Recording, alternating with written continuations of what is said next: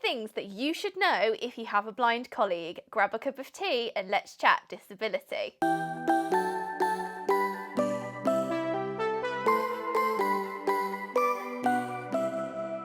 Hey gorgies, and welcome back to my channel. Today we're chatting everything work, because some of you out there probably have blind colleagues, as we work in every sector imaginable. I mean, you won't see us flying a plane or driving a taxi, but people with visual impairments have all sorts of jobs. I wanted to make this video to strengthen work relationships so everyone can live a happy and fulfilling work life. This is just some of the tips and tricks that I've learned over the years of being a blind person in work, and what I would love people to know who work with me. We're some of the most dynamic people that you will meet. Can't walk to work, problem solved, will train for many months and learn to be a dog trainer and have a guide dog. We can't read text or read printed out documents. We'll learn a computer program, software, remember so many different keystrokes, they're coming out of our ears, and be quicker on a computer than most sighted people. We know how to problem solve, we're very dynamic, and we are such great people to have on your team. This video is just about realizing the potential of your colleagues and having so many expectations, because we are so valuable, and I'm so excited to discuss these 5 top tips I have. Also, just a side note, we're probably going to read all of your emails at about 500 words per minute, when the average sighted person reads words at 250 words per minute, so we are very quick readers with our screen reader software. There are around 85,500 working age adults that are registered blind in the UK, and only 1 in 4 of us go to work and are employed, which I think that stat is crazy. And if people knew how to accommodate people who are blind, and you know, we bust some myths, then a lot more of us would be employed, because we're so fabulous. Number 1, send your emails in accessible formats. If you want me to read something, send your attachments as .docx or .txt. I can then read them with my screen reader, which is a piece of software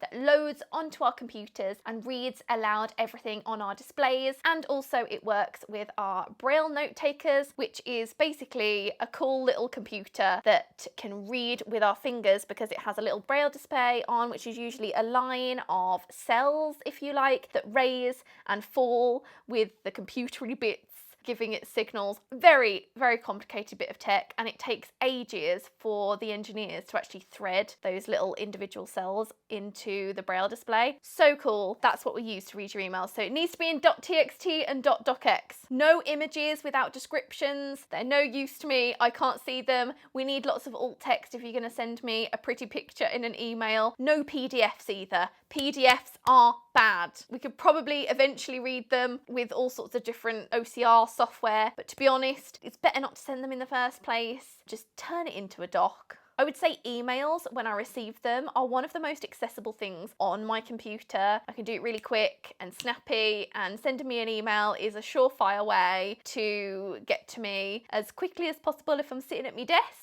Number 2, if you are doing a presentation and I happen to be in the room, please send me the PowerPoint in advance, 12, 24 hours. I'm sure your blind work colleague will specify, but it's just better if I have the information on the screen. So if you do refer to it at any point, I have listened with my beady little ears and just looked over all of the information. Everyone's happy, everyone's content. Or I may want to get my dictaphone out to record the talk, just to make sure I can listen back to it later if I haven't got my note taker with me. So that's another great way of recording a presentation. So don't be alarmed if I do whack out a little bit of a recorder. I won't share it, it'll just be on my work PC to refer to. It's just like taking notes. Some of the best talks and conferences that I've sat in is when the speaker is talking aloud everything that's visual on the PowerPoint, and they're demonstrating their points by going into detail with them, and also maybe illustrating their points by describing a scenario, not necessarily illustrating them through a graphic.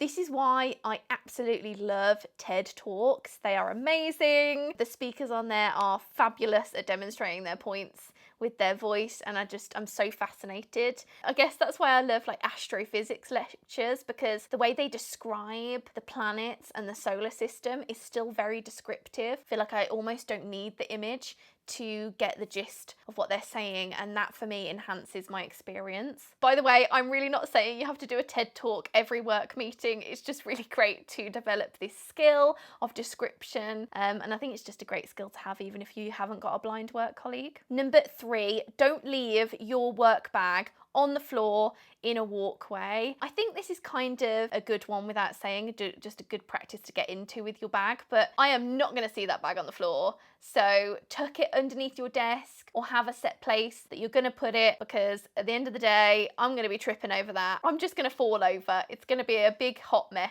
and I'm just going to be splayed all on the floor. My guide's harness is going to be everywhere and it's not going to be a good time. I will probably laugh about it though, but don't do it. You just never know when your blind colleague will want to walk up to your desk to chat to you about something. If it's a desk that I have navigated to before and I know your voice, I will probably come up to your desk to illustrate a point with my hands, or, you know, just have a general chat and eat my apple on my break with you. A side note though, when I used to be at BBC Broadcasting House a lot more regularly, you would walk up to my aisle where I sat and you would just see 2 guide dogs with all of their bones, a line of bones. We do come with walking hazards of our own, guide dog harnesses, bones, bowls, adding bags to the mix. In all of that, it would just be a minefield. Number 4, when you're coming up to me, please announce who you are and where I know you from. If you are more of a close colleague, I'll probably know your voice instantly. It's really great to say, hi, it's Sally, I work in HR. You've met me yesterday or last week. A time frame is always really cool as well if I don't recognise the voice straight away. Just those 3 facts go a long way. I can instantly detect who you are and where we've spoken before. And number 5,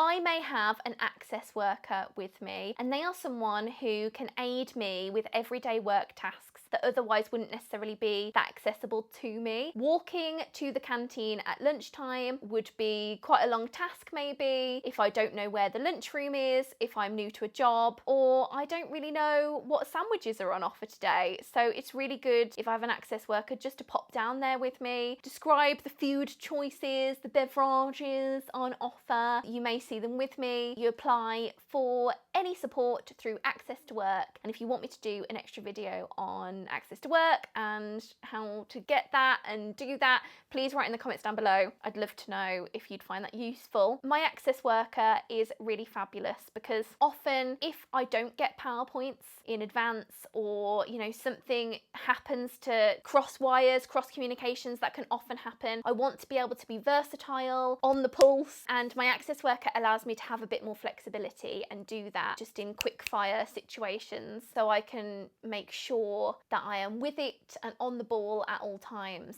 Another top tip, if you are a blind individual, you may want to just set out a document of all of the things that you would find useful in the workplace. So on mine, I have all of my accessible formats, all of the documents that I would prefer to have, the time it takes me maybe to get from A to B when I'm starting in a new location. If I'm on location, what does that mean as a journalist? How am I going to work? Know yourself. And this is something that maybe is really hard to establish at the start if you've just lost your vision, because you don't know what will work well, or you know, it's a very much a learning process. And I think it's just about developing that document. So if you're very sure about your working environment and what you need from a situation, everyone is going to get the best out of it, and that's what's really important. I always do a bit of a document that I send to my managers that is just an aid really, so they know how we can work together and get the best out of the situation. Thank you so much for watching this video. I really appreciate your time and for clicking on it, so thank you, and I hope it helped. If you want any more tips whatsoever, please write them down in the comments. I'm sure I have a few more. Don't forget to like, comment and subscribe, and click that bell notification so you see me on your feed often, and I will see you next week for a new one. Bye.